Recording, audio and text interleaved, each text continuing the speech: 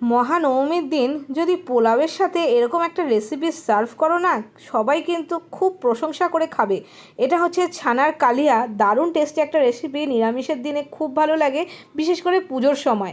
দেখো আমি কিভাবে রান্না করছি। প্রথমে কড়াইতে দিয়ে দিয়েছি সাদা তেল। তেলের সাথে না আমি অল্প করে একটু ঘিও মিশিয়ে নিলাম। তেল আর ঘিটা যখন সুন্দরভাবে গরম হয়ে এসছে, তখন ফোড়নে দিচ্ছি দারচিনি, এলাচ আর লবঙ্গ। দারচিনি, এলাচ আর লবঙ্গ দিয়ে ভালো করে যখন ফোড়নের ফাটতে শুরু করেছে, তখন আমি দিয়ে দিলাম আদা।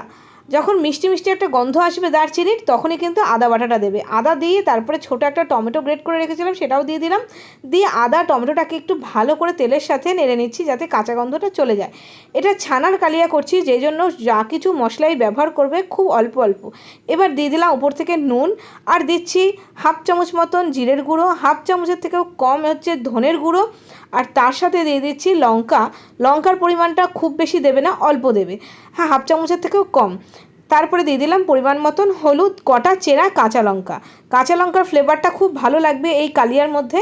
তারপরে অল্প একটু জল দিয়ে মশলাটাকে একটু ভালো করে কষিয়ে নিতে হবে।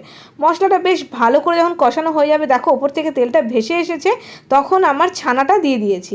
ছানা আমি আর বানানো দেখালাম না, ছানা তো তোমরা সবাই জানো, দুধ ফাটিয়ে কীভাবে ছানা করতে হয় সেটা আর তোমাদের সাথে শেয়ার করছি না।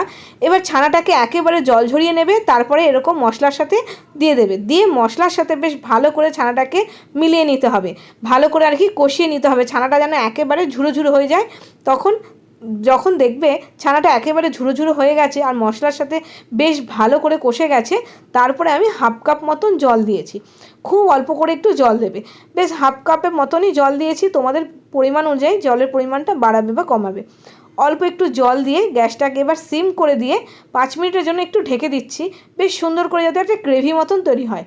5 মিনিট পরে দেখো ওপর থেকে কি সুন্দর তেল ভেসে এসেছে, ছানা থেকেও তেল ছেড়েছে। যখন ওপর থেকে সুন্দরভাবে তেল ভেসে এসেছে, তখন বুঝতে পারবে কালিয়াটা হয়ে গেছে। এবার দিয়ে দেবো মিষ্টি, কারণ ছানার কালিয়া কিন্তু অবশ্যই মিষ্টি মিষ্টি হয়। ওপর থেকে দিয়ে দিলাম মিষ্টি, আর তার সাথে কিশমিশ, আর তোমরা ইচ্ছে করলে কিন্তু কাজুও দিতে পারো। এইবার আরও একটু ঘি আমি এখন নামানোর সময় দিয়ে দিলাম। প্রথমে একটু ঘি দিয়েছিলাম, এখন আরও একটু ঘি দিলাম। গ্যাসটা বন্ধ করে দিয়ে দিলাম একটু গরম মশলা। এবার একটু রেস্টে রেখে দেবো 5 মিনিট মতো, আর তারপরে দেখো সার্ভ করে দিয়েছি। এটা পোলাওয়ের সাথে নবমীর দিনকে সার্ভ করে দেখো, ভীষণ ভালো লাগে। এছাড়াও নিরামিষের দিনে রাত্রিবেলা ডিনারে হোক, তোমরা রুটির সাথে, লুচির সাথে, পরোটার সাথেও কিন্তু খেতে পারো। এই ছানার কালিয়া খেতে ভীষণ ভালো হয়, খুব সুস্বাদু একটা রেসিপি। তো তোমাদের কেমন লাগলো কমেন্ট করে জানিও। আজকে এই পর্যন্তই, দেখা হচ্ছে আরও নতুন নতুন রেসিপির সাথে। ততক্ষণের জন্য বাই বাই।